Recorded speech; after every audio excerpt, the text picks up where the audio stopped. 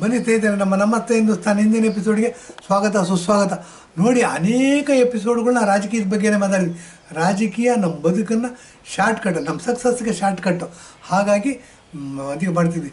ಮಾಲತಿ ಭಟ್ರು, ನಮ್ಮ ಕ್ಯಾಮ್ರಾ ವುಮ್ಮನ್ನು, ಅವರು ಆಯುರ್ವೇದದ ಬಗ್ಗೆ ಮಾತಾಡಿ ಅಂತ ನಾನು ಚುಚ್ತಾನೆ ಇದ್ದರು. ಹಾಗಾಗಿ ಆಯುರ್ವೇದದ ಬಗ್ಗೆ ಮಾತಾಡ್ತೀವಿ. ಆಯುರ್ವೇದದ ಬಗ್ಗೆ ಸಾಕಷ್ಟು ಎಪಿಸೋಡ್ ಮಾಡಿದ್ವಿ.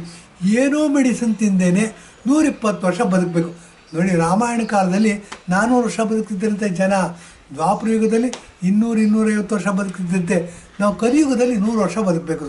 100 ವರ್ಷ ಹೇಗೆ ಬದುಕಬೇಕು? ಏನೋ ಮೆಡಿಸಿನ್ ತೊಗೊಳ್ದೆ ಮತ್ತು ಮೆಡಿಸಿನ್ಗೋಸ್ಕರ ₹1 ಖರ್ಚು ಮಾಡ್ದೇನೆ 100 ವರ್ಷ ಬದುಕೋದು ಒಳ್ಳೇದಲ್ವಾ? ಇದು ಹ್ಯುಮ್ಯಾನಿಟಿ ಅಲ್ವಾ? ಮಾನವ ಧರ್ಮ ಅಲ್ವಾ? ಮಾನವ ಧರ್ಮಕ್ಕೆ ಬೆಲೆ ಬರೋದಿಲ್ವಾ ಅಂತ ಏನು ಮಾಡಿದ್ರು ಮಾಲತಿ ಭಟ್ರು ನಮಗೆ ಚುಚ್ಚಿ ಆಯುರ್ವೇದದ ಬಗ್ಗೆ ಮಾತಾಡೋಂಗೆ ಮಾಡಿದ್ದಾರೆ. ಆಯುರ್ವೇದದ ಬಗ್ಗೆ ಅನೇಕ ಎಪಿಸೋಡ್ಗಳನ್ನ ಮಾಡಿದ್ವಿ. ಅನೇಕ ಎಪಿಸೋಡ್ಗಳು ಮಾಡಿದ್ರು. ಈಗ ಏನಾಗಿದೆ, ಅಡುಗೆ ಮನೆ ಔಷಧಿಗಳು ಅನ್ನೋದ್ರ ಬಗ್ಗೆ ಸಾಕಷ್ಟು ಪ್ರಯೋಗಗಳು ಮಾಡಿದ್ವಿ, ಸಾಕಷ್ಟು ಯಶಸ್ಸನ್ನು ಕಂಡಿದ್ವಿ. ಅದ್ರ ಬಗ್ಗೆ ಇವತ್ತೊಂದು ಉದಾಹರಣೆ ತೊಗೊಂಡು ಮಾತಾಡ್ತೀನಿ. ನೋಡಿ, ಅಡುಗೆ ಮನೆ ಅಂತ ಔಷಧಿಗಳನ್ನು ತೊಗೊಂಡ್ಬಿಟ್ರೆ ಬೇಕಾದಷ್ಟು ಐಟಮ್ಗಳನ್ನ ಉಪಯೋಗಿಸ್ತೀವಿ ನಾವು ಅಡುಗೆ ಮನೆಯಲ್ಲಿ. ಅದರಲ್ಲಿ ಮುಖ್ಯವಾಗಿ ಉಪಯೋಗಿಸೋದು ದವಸ ಧಾನ್ಯಗಳು ಅಂತಂದರೆ ಅಕ್ಕಿ ಇರ್ಬೋದು, ಬೇಳೆ ಇರ್ಬೋದು. ಅಕ್ಕಿ ನೋಡಿ, ಅಕ್ಕಿ ಸ್ವಲ್ಪ ಪ್ರೋಟೀನು, ಬೇಳೆ ಫುಲ್ ಪ್ರೋಟೀನು. ನಾನು ಅನೇಕ ದೇಶಗಳಿಗೆ ಹೋಗ್ಬರ್ತೀನಿ. ಅನೇಕ ದೇಶಗಳಿಗೆ ಹೋಗ್ಬಂದರೂ ನಮ್ಮ ಯುರೋಪ್ ದೇಶಗಳಿಗೆ ಹೋಗ್ಬಂದರೆ ನಿಮಗೆ ಪ್ರೋಟೀನೇ ಸಿಗೋದಿಲ್ವಲ್ಲ, ವೆಜಿಟೇರಿಯನ್ ಫುಡ್ಡಲ್ಲಿ ಹೇಗೆ ಬದುಕಿದ್ದೀರ ನೀವು ಅಂತ ಆಶ್ಚರ್ಯ ಅವ್ರಿಗೆ. ನೋಡಿ, ಬೇಳೆಕಾಳುಗಳು, ತೊಗರಿ ಬೇಳೆ ಇರ್ಬೋದು, ಕಡಲೆ ಬೇಳೆ ಇರ್ಬೋದು, ಹೆಸರು ಬೇಳೆ ಇರ್ಬೋದು, ಅವರೇ ಬೇಳೆ, ಯಾವುದೇ ದ್ವಿದಳ ಧಾನ್ಯ ಅಂದರೆ ಸ್ಪ್ರೌಟ್ ಬಂದ ತಕ್ಷಣ 2 ಭಾಗ ಆಗುತ್ತೆ, 2 ಫುಟ್ಬಾಲ್ 2 ಭಾಗ ಆದಂಗೆ ಆಗುತ್ತೆ. ಅದನ್ನು ದ್ವಿದಳ ಧಾನ್ಯ ಅಂತ ಕರೀತೀವಿ. ಈ ದ್ವಿದಳ ಧಾನ್ಯ 100% ಪ್ರೋಟೀನ್ ತಿನ್ನೋದ್ರಿಂದ ನಮಗೆ ಶಕ್ತಿ ಬರುತ್ತೆ. ನಮಗೆ ಉತ್ಸಾಹ, ಉಲ್ಲಾಸ, ಚೈತನ್ಯ, ವಿಗರ್, ವೈಟಾಲಿಟಿ ಜಾಸ್ತಿ ಆಗುತ್ತೆ ಅನ್ನೋದು ನಮಗೆ ಶಾತಸಿದ್ಧ, ನಾವು ಕಂಡುಕೊಂಡಿರ್ತಕ್ಕಂಥ. ಮತ್ತು ಈ ಥರ ಆಹಾರ ಅಭ್ಯಾಸವನ್ನು ಇಟ್ಕೊಂಡಿರ್ತಕ್ಕಂಥವ್ರು ಮಾತ್ರ ಹ್ಯುಮ್ಯಾನಿಟಿಗೆ ಫಸ್ಟ್ ರ್ಯಾಂಕಲ್ಲಿ ನಿಂತ್ಕೋತಾರೆ. ಇವರು ಫಸ್ಟ್ ರ್ಯಾಂಕ್ ತೊಗೋತಾರೆ. ಮಾಂಸ ತಿನ್ನೋರು ಆಗೋದಿಲ್ಲ. ಯಾಕೆ ಅಂತ ಹೇಳ್ತೀವಿ, ಮಾಂಸ ತಿನ್ನಬೇಕು ಅಂತಂದರೆ ಯಾವುದಾದ್ರು ಒಂದು ಪ್ರಾಣಿನ, ಕುರಿನ ಕಟ್ ಮಾಡಬೇಕಾಗತ್ತೆ. ಕುರಿ ಪಾಪ ಅದಕ್ಕೇನು ಗೊತ್ತಿಲ್ಲ, ಆದರೂ ಒಂದೇ ಸರಿ ಕತ್ತರಿಸಿದ್ರು ಅದಕ್ಕೆ ಗೊತ್ತಾಗುತ್ತೆ, ಹಿಂಸೆ ಆಗೋದು ಗೊತ್ತಾಗುತ್ತೆ. ಆ ಥರ ನಮ್ಮ ಮನಸ್ಸನ್ನ ಕಲ್ಲು ಮಾಡ್ಕೊತೀವಿ ಅಂತಂದರೆ ಹ್ಯುಮ್ಯಾನಿಟಿಯಿಂದ ದೂರ ಹೋಗ್ತಿದ್ದೀವಿ ಅಂತ. ಯಾರು ಮಾಂಸಾಹಾರಿಗಳಿದ್ದಾರೆ ಅವ್ರ ಹ್ಯುಮ್ಯಾನಿಟಿ, ಮಾನವ ಧರ್ಮದಿಂದ ನಾವು 1 ಹೆಜ್ಜೆ ಹಿಂದಿದ್ದರೆ ವೆಜಿಟೇರಿಯನ್ನವರು ಅವ್ರು 4 ಹೆಜ್ಜೆ ಹಿಂದಿರ್ತಾರೆ. ಇದು ಶಾತಸಿದ್ಧ. ಪ್ರಕೃತಿಗೆ ಸಿಂಕ್ ಮಾಡ್ಕೋಬೇಕು ಅಂತಂದರೆ ಇದು ಕಂಡುಕೊಳ್ಳಬೇಕು. ಮತ್ತು ಸಸ್ಯಾಹಾರ ನೋಡಿ, ಆಹಾರ ಗೋಧಿ ಬೆಳಿತೀವಿ, ರಾಗಿ ಬೆಳಿತೀವಿ, ಬೇಳೆಕಾಳುಗಳನ್ನ ಬೆಳಿತೀವಿ, ಅಕ್ಕಿ ಬೆಳಿತೀವಿ. ಇದೆಲ್ಲ ಬೆಳಿತೀವಿ ಅಂತಂದರೆ ಬೇಕಾದಷ್ಟು ಬೆಳ್ಕೊಂಡೇ ತಿನ್ಬೋದು ನಾವು. ಯಾಕೆ ಪ್ರಾಣಿಗಳನ್ನ ಕೊಲ್ತಕ್ಕಂಥ ಇದು ಬಂತು ನಮಗೆ? ಪ್ರಾಣಿಗಳಿಗೂ ನಮ್ಮ ಥರ ಜ್ಯೂಸ್ ಮಾಡೋದಕ್ಕೆ ಅಧಿಕಾರ ಇದೆಯಲ್ಲ. ನೋಡಿ, ನಾವ್ಯಾರು ಸಿಂಹನ ಬೇಟೆ ಮಾಡಿ ತಿನ್ನೋದಿಲ್ಲ, ಹುಲಿನ ಬೇಟೆ ಮಾಡಿ ತಿನ್ನೋದಿಲ್ಲ. ಆ ಬೇಕೆ ಕುರಿಗಳನ್ನ ಮಾತ್ರ ಬೇಟೆ ಮಾಡ್ತಿದ್ವಿ. ಯಾಕೆಂದರೆ ಮನುಷ್ಯ ಒಂದು 0 ಪಾಯಿಂಟಲ್ಲಿ ನಿಂತಾನೆ ಅಂದರೆ ಅವನಿಗಿಂತನೂ ದುರ್ಬಲವಾಗಿರ್ತಕ್ಕಂಥ ಪ್ರಾಣಿಗಳು. ಇವಕ್ಕೆ ಗೊತ್ತಾಗೋದಿಲ್ಲ. ಅದೇ ಕಲ್ಲು ತಗೊಂಡು ಹೊಡಿದ್ರೆ ಓಡೋಗ್ತವೆ. ಹುಲಿ ಸಿಂಹ ಆಗಲ್ಲ. ಕಲ್ಲು ತಗೊಂಡು ಹೊಡಿಯೋಕ್ಕೆ ಹೋಗಿ ಏನಾಗುತ್ತೆ, ಅದು ಬಂದು ನಮ್ಮನ್ನೇ ತಿಂದಾಕತ್ತೆ. ನಾವು ಹುಲಿ ಸಿಂಹನ ಬೇಟೆ ಮಾಡೋದಿಲ್ಲ ನಾವು, ಅಥವಾ ಹುಲಿ ಸಿಂಹನ ಕತ್ತರಿಸೋದಿಲ್ಲ, ಹುಲಿ ಸಿಂಹದ ಮಾಂಸ ತಿನ್ನೋದಿಲ್ಲ. ಏನು ತಿಂತೀವಿ? ಕುರಿ, ಕೋಳಿ, ಮೇಕೆ, ಹಸು ಪ್ರಾಣ ತಿಂತೀವಿ.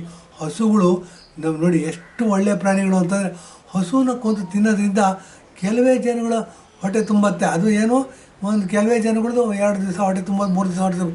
ಆದರೆ ಹಸುವಿನ ಮೂತ್ರ ಇದೆಯಲ್ಲ, ಗೋಮೂತ್ರ ಇದೆಯಲ್ಲ ನೋಡಿ, ಚೈನಾ ದೇಶದಲ್ಲಿ ಕೊರೋನಾ ಹುಟ್ಟಿದ್ದು.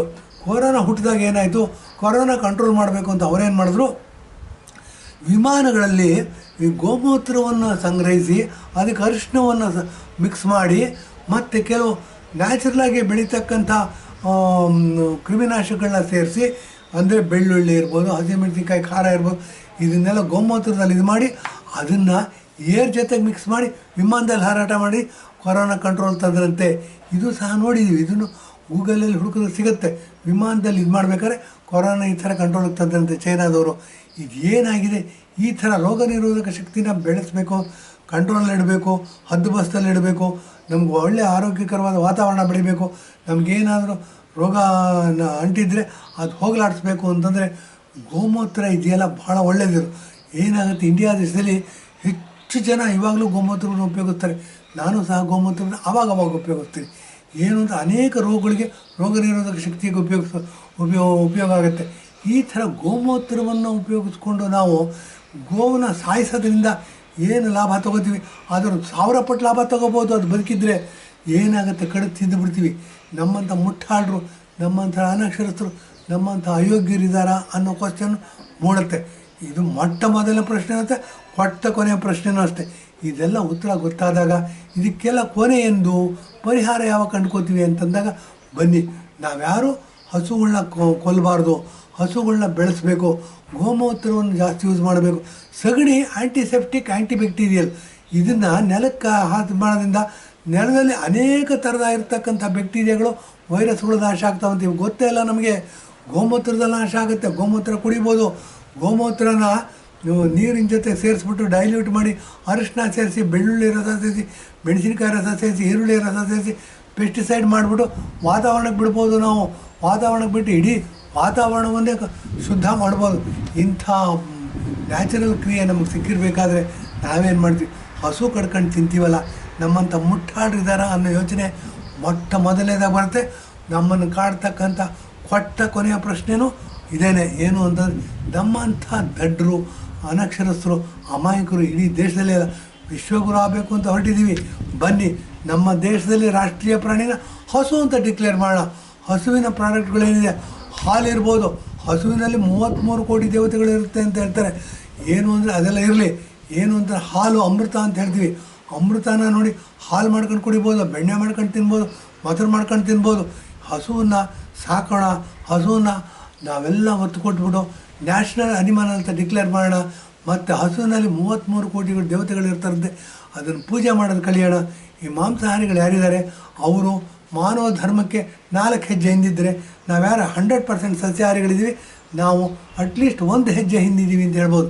ಅಷ್ಟು ಮಾನವೀಯ ಧರ್ಮಗಳಿಗೆ, ಮಾನವೀಯ ಮೌಲ್ಯಗಳಿಗೆ ಅಷ್ಟು ಬೆಲೆ ಕೊಡೋರಾಗ್ತೀವಿ ಅಂತ ಹೇಳಿದ್ದೀನಿ. ಎಪಿಸೋಡ್ ಮುಗಿಸ್ತಾ ಇದ್ದೀನಿ. ಧನ್ಯವಾದ, ನಮಸ್ಕಾರ. ಇಲ್ಲಿಂದ